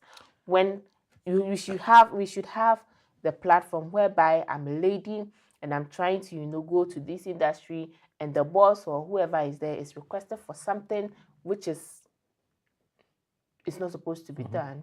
I have the platform, I have a safer space to go to report, and it's not just going to be me reporting and it ends there. Of course, actions is going to be taken, funded by Mastercard, International Center for Research of Women Africa, funded by World Bank. And when we have these funders, of course, it's going to be a good job. And of course, we will see real results rather than doing the study and coming to see. I was actually looking forward to recommendations. And the recommendation I was looking forward to was not voice out or do this. No. The voicing out is not enough. I think that beyond this research, this is where the custodians of the creative art industry, including the Mastercard Foundation, anybody who also is concerned, stakeholders, civil society organizations who are interested in these kinds of things, human rights activists, this is the time to create that circle of collaboration, come together and put things in place to make sure that people are not victimized as a result of things of this nature. Like, look, it is possible. The structures are possible. It can be done. Okay, because the truth of the matter is some of these people in the industry, somehow, some way, have money. So they can influence the systems, sadly, because human beings are corrupt everywhere. So we need to put in a structure which I can't say should be 100% incorruptible, but of course it's not largely should be. It's a promise. It shouldn't be a corruptible organization. So when you have all of these people in the seat coming together to put in structures, to put in measures, and to design the system to favor everybody equally, I think that would be a good place to start from. So maybe these findings should, I don't know how detailed it is, but we have just been able to come up with a few people or a few bodies that can be able to sit down to regulate this thing properly so that people can be able to exhibit their God-given talents freely without being stifled. Because I mean, what is the point if God has blessed you with a certain talent to be able to dance, to sing, to act, and do stuff, and then somebody sits somewhere and is making an unusual demand, and then your career comes to an end just because of that? I mean, it's so unfair. Yeah, it's so unfair. Not, yeah. And this is an industry where a lot of money can be made. This is an industry where a lot of money can be made. Yeah. So let's sanitize the space. Let's make it comfortable for people to work in there and reduce all of these things. I know it is not going to be 100% possible, but I mean, there's a lot of positives we can do in this thing. Anyway, yeah. So as we've discussed, thanks to the lead of the project, Professor Joshua Amo-Eje from the University of Cape Coast. Of course, you have your findings, you have the data, and I mean, keep this project, that is the Young Women and Gender-Based Inequities in Africa's Creative Sector. Keep it, you have the data, but please, your recommendations should be actionable. And exactly. I know with an actionable recommendations, you may get funding again to ensure that the safer space and environment you are requesting for these women will be provided. Whoever falls, whoever is a corporate, whoever is doing this to these women should be apprehended and then face the legal consequences towards it. And so this is the first story I mentioned. We have two stories. The second story is actually very, very interesting. It's about the P-Square family, the P-Square family issue, but due to time, we are going to end it. And a lot of updates keeps coming about this story. And so hopefully next week, we will bring you details or join us to discuss on the P-Square family. But due to time, we may end here. And this brings us to the end of our discussions on the Hello Africa Morning Show, from top African news to news review to lifestyle. And I've been doing this by myself, Isabella Tetahinakwa, with Philemon Edwards. Okay, see you again next week, same time, and please join us. Join with the comments. Have a good day.